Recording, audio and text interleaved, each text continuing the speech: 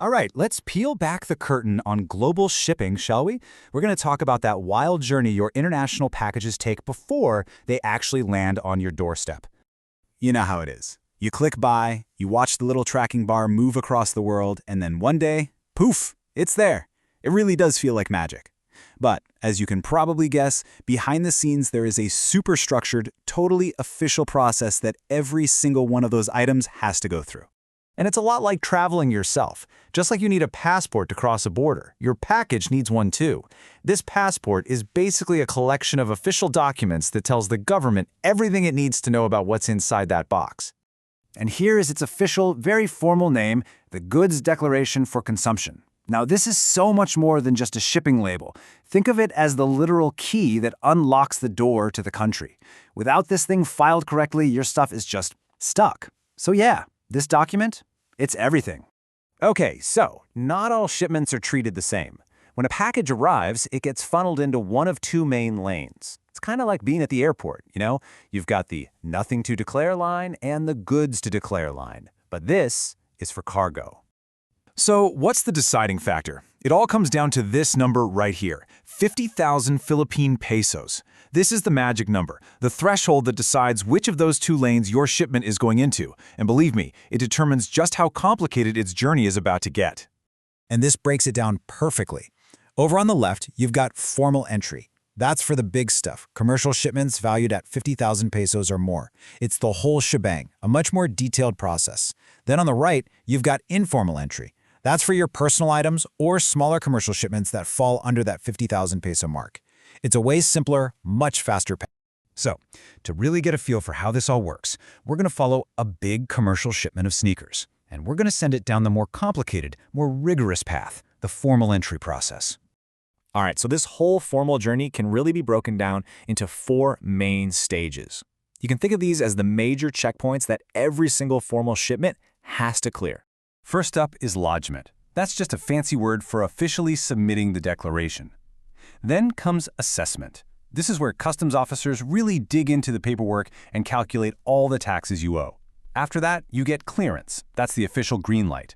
And finally, the last step is release, which is exactly what it sounds like. Your goods are physically allowed to leave the port. Now, what's interesting is the whole process doesn't actually start with customs. It starts with the person or company bringing the goods in, the importer, or the specialist they hire to handle all this, their customs broker. It's on them to get the ball rolling. And here's what their to-do list looks like. First, they have to gather up every single document needed. Then, they log into the Bureau of Customs online platform, called the E2M system, and file the declaration digitally. Right after that, they upload scans of all those documents. And finally, they still have to submit the original physical hard copies within 3 days. It's this funny mix of modern digital speed and old-school paperwork. The moment the importer hits submit online, the responsibility totally shifts. That digital file is now in the hands of the customs officers, and their own internal review process kicks into high gear.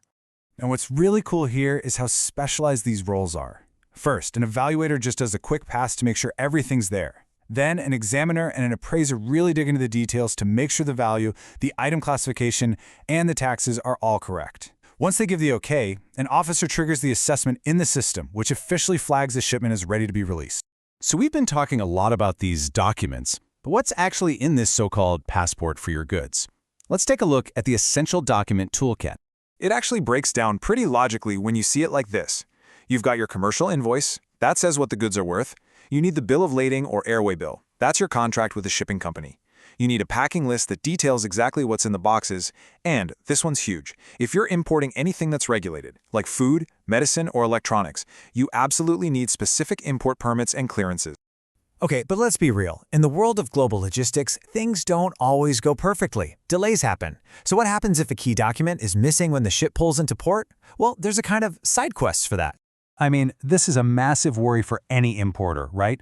A single missing piece of paper could mean thousands in delay fees, storage costs, and a completely messed up supply chain. So, does everything just grind to a halt? Well, not necessarily. The system actually has a built-in safety valve, and it's called the Provisional Goods Declaration, or PGD. It's basically a temporary filing that says, hey, we know we're missing something, we've already applied for it, and we promise it's on the way. The really important thing here is that the delay can't be because of your own negligence.